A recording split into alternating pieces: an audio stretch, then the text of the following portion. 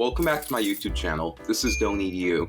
And a few years back, YouTuber JJ McCullough made a video about the premiers of Canada.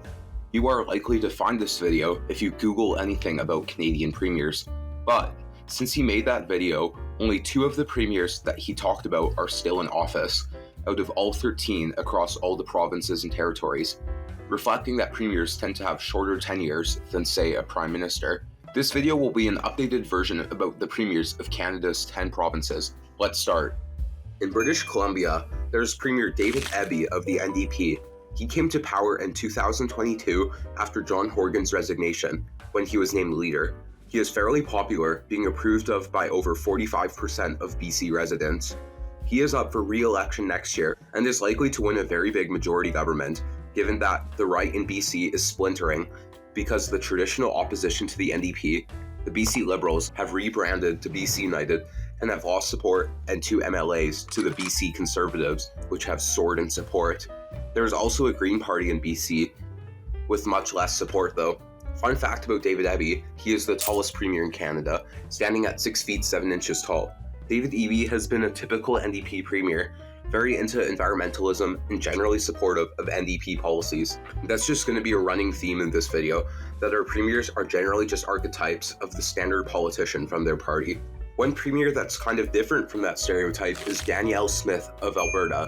Danielle Smith took over from Jason Kenney as leader of the United Conservative Party in 2022 and proceeded to win re-election in May of this year, beating the NDP led by former Premier Rachel Notley. Danielle Smith has had a very interesting political career. She led a party called the Wild Rose Party before they merged with the PCs to form the United Conservative Party, at which point she left politics. She came back to seek the premiership under a platform of seeking more autonomy for Alberta, specifically through the Alberta Sovereignty Act, which promised not to enforce federal laws that were deemed harmful to Alberta. Saskatchewan is led by Scott Moe of the Saskatchewan Party. The Saskatchewan Party is almost like the Conservative Party of Saskatchewan, in case you didn't know. Saskatchewan is almost a dominant party system, with the Saskatchewan Party holding way more seats than their main opposition, the NDP.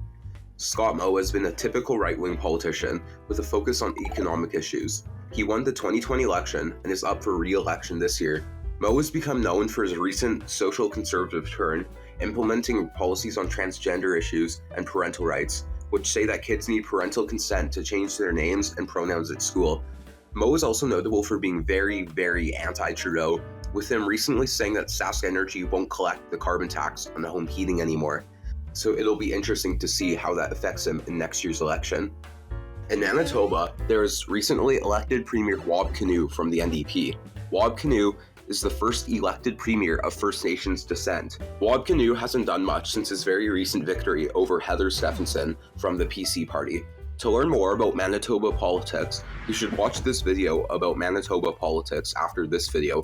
But Kinew was elected on a promise of doing all sorts of things with healthcare, balancing the budget within his first year of office, and another fight that he has taken up is recognizing Louis Riel as the first Manitoban premier.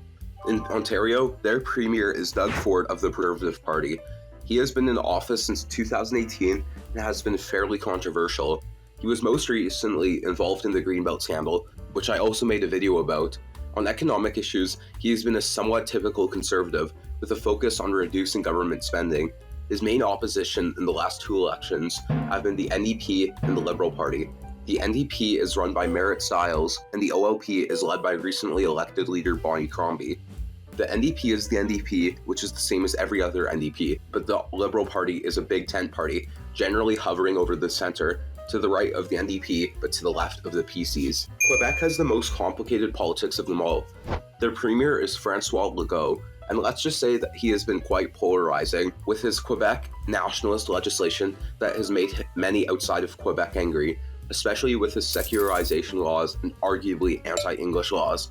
He also faced criticism from the Canadian right when he tried to implement special taxes for those who didn't receive a COVID vaccine, making him an awkward figure in Canadian politics in general.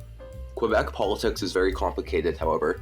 I've already said this in the video before, but this is the last time I made a video about Quebec politics, which will be in the description, so I won't expand much more on other parties in Quebec. Now we have the Atlantic provinces, which all have very similar politics. Newfoundland and Labrador is run by Andrew Furey of the Liberal Party. He was appointed in 2020 and won re-election in 2021. His main opposition is the PC Party, which isn't really that conservative, and the NDP exists as a third-place party.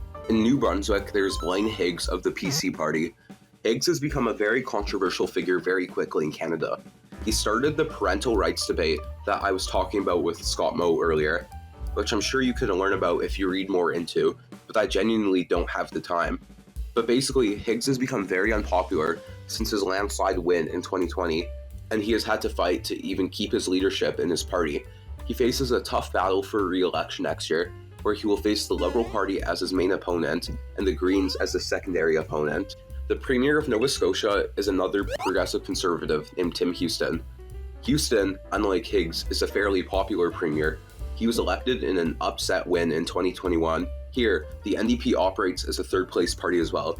Looking at recent polls, it would take a lot to undo the lead that Houston has built. Finally, last and least in size, we have PEI. Prince Edward Island is currently run by a PC supermajority led by Premier Dennis King. Unlike the other Atlantic provinces, the Liberal Party only has 3 seats, but that is still enough to be official opposition. The most interesting thing about PEI politics is that they have a very strong Green Party, which served as official opposition before this year's election. King, like the Newfoundland PC Party, is also quite moderate for a PC politician. Finally, I guess I should talk about the territories. The Yukon has Premier Ron Pillay of the Liberal Party, who has the exact same amount of seats as the Yukon Party, which acts as the conservative party of the Yukon, but advocates for Yukon provincehood in their party platform. Pillay took over from Sandy Silver as Premier this year, and governs because of a deal with the NDP. The other 2 territories don't have parties, and all of their MLAs are independents who band together to elect premiers. The Premier of the Northwest Territories is RJ Simpson, and the Premier of Nunavut is PJ Agigok. Well, I hope you guys enjoyed this video. I wonder how many of these premiers will still be in office in 1, 2, or 3 years from now. What do you think? Let me know in the comment down below. But apart from that, have a good rest of your day, and see you.